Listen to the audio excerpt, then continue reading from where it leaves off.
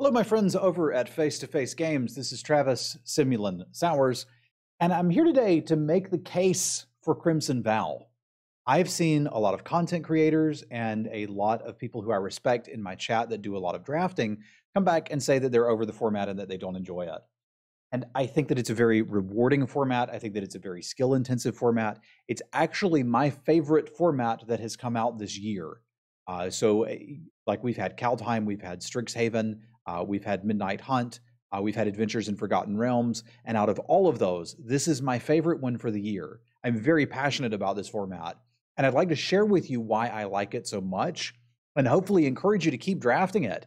And maybe if you've not been having some success, point out some of the things mechanically that are going for this set that are leading to me having success and enjoying it quite a bit. And before I can really deep dive on why I love Crimson Vow so much, I need to talk to you about my favorite draft format ever, which was Hour of Devastation. And I think you're going to see a lot of analogies between Hour of Devastation draft and drafting Crimson Vow. And then you may be like, hey, wait a minute, I did actually like Hour of Devastation. Or maybe if you're newer and never got to draft Hour of Devastation, like these draft formats don't come along very often, but when they do, understanding that you're in this type of world is a big deal. I'm going to start with first one of the key pieces from Hour of Devastation. And we didn't really get Hour of Devastation on Arena. This was back when I was doing a lot of online content in Paper Magic. We got Amonkhet Remastered, which kind of had pieces from Hour of Devastation and pieces from Amonkhet sort of mixed in there. But a key part was Oasis Ritualist. There was another card very similar to this called Gifts of Paradise that was in the original Amonkhet.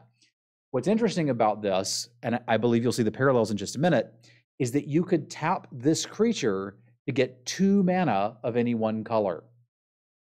So we're used to green in many sets being able to ramp you and sometimes being able to fix you.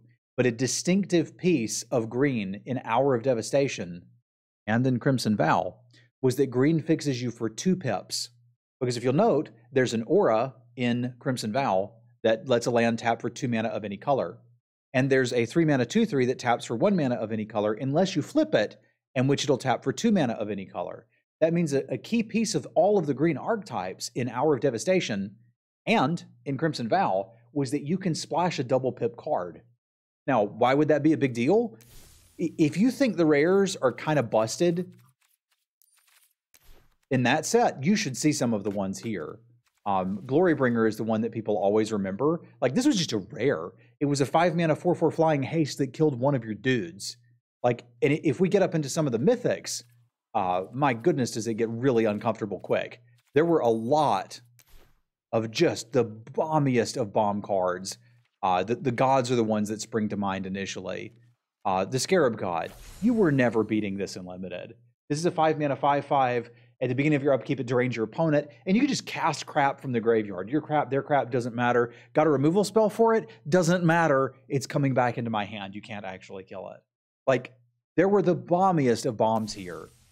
It's actually pretty similar to what we find in Crimson Vow. That's the biggest complaint I hear, is people saying, there's so many bombs. I'm sick of the bombs. I feel like we've got a good back and forth game, and then all of a sudden, my opponent plays a bomb and I'm dead.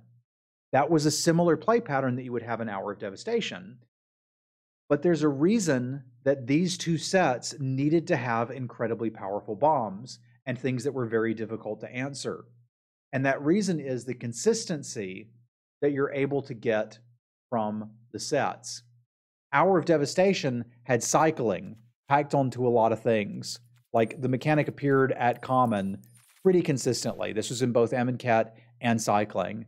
You'd have lands that had cycling. This probably doesn't seem like a big deal. This is probably like, yeah, who cares? I draw a land later, I can cash it in for something. This changes the way that you can build decks, it changes the way that you play your decks, and it also makes your decks far more consistent. If your spells have cycling, like, I don't know, Dejera's Resolve, here's a reasonable combat trick with cycling. If you don't need the combat trick or you need to dig for land, you can go do that. With the lands, you can just play it if it's in your opening hand, but if you top deck it later, it's going to go find you something else.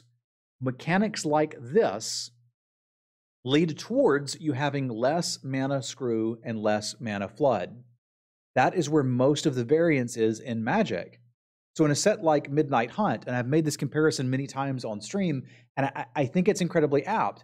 In Midnight Hunt, which was just a set ago, there were so many games where you would keep a 2-lander, not draw your third, and just die. Or maybe you draw it a few turns too late, but it didn't matter. You were so far behind, you were dead.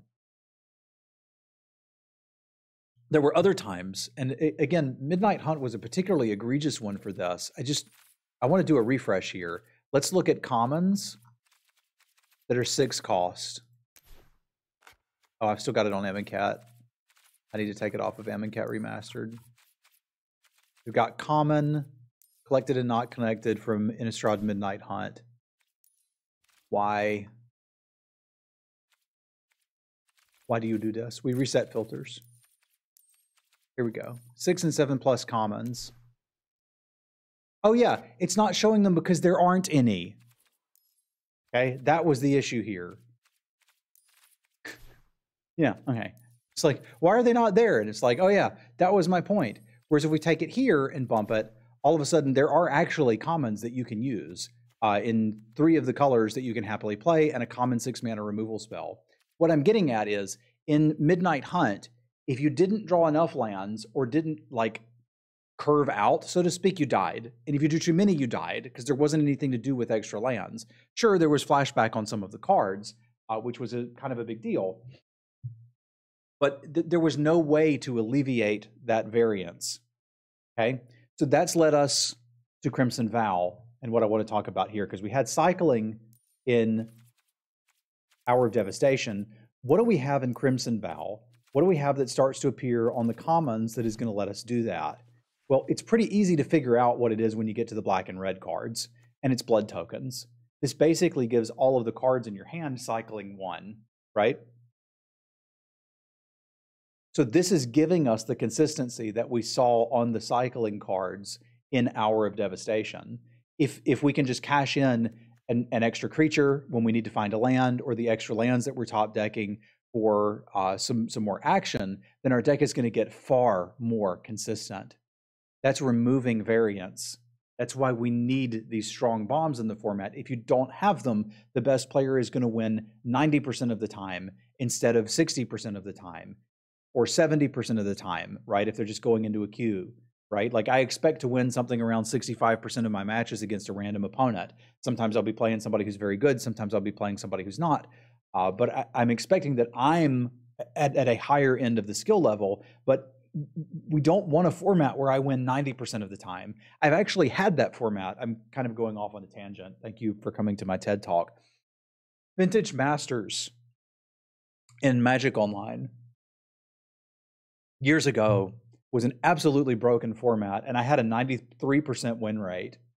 I don't want to play that format again. It was awful. It was not fun. If you ever want to just crush a Vintage Masters queue, draft white tokens, and there's a red card where you discard cards and pump your team. It just wins. There's nothing anybody can do about it. You could literally sit down and force it. That was not fun.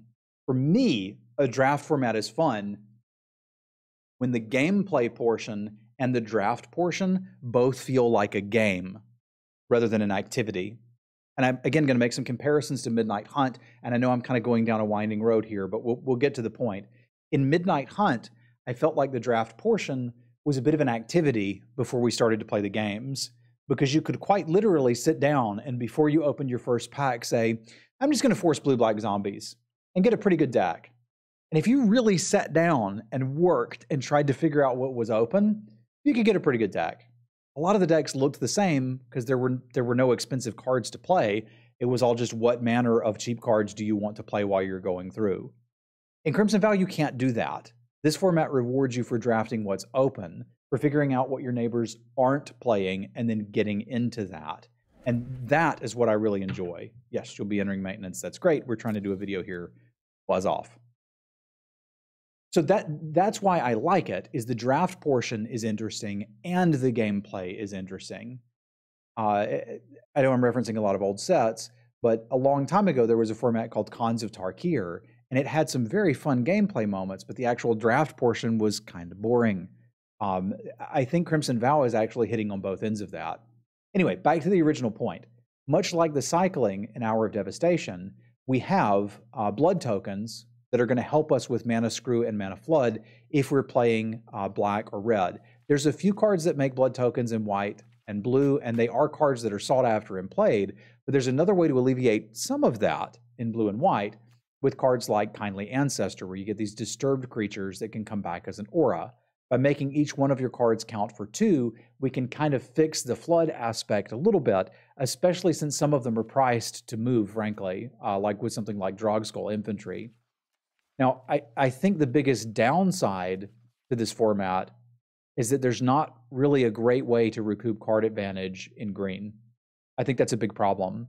I do think green has the advantage of something like the aforementioned Weaver of Blossoms and Nature's Embrace to be able to double splash cards and play any of those bomb rares that you get, but there's not a real way to get card advantage or smooth things out here. You can use Mulch if you care about stuff in your graveyard, which means you're paired with white or blue. And I do think one of the failings of this format is that training kind of sucks. When we were doing the initial set reviews, we're like, is this going to be good enough? Is this going to be great? Is this going to be exciting? It's kind of bad. You have to get snowbally with your 1/2, otherwise it's just not worth playing. So I'll admit that that is detracting from the format a little bit, because green-white as a color pair, I actively try to avoid. If it's very open or I'm getting solid cards for it, I'll still play it, but it's not one I'm looking to draft. And I think that does hurt the format a good bit, is just having a color pair that's not really super playable. But I think that's my biggest argument for the format, is that you're going to have more games. You're going to have less issues, less games that are decided specifically by Mana Screw and Mana Flood, more games where you're making decisions. And honestly, so many of the games that I lose, remember, I'm streaming or recording most of the Magic that I play these days.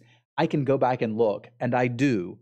In many cases, I'm finding myself using a removal spell when I don't need to, right? My opponent plays something that I'm a little nervous about, like a Flourishing Hunter when I'm at 8 life.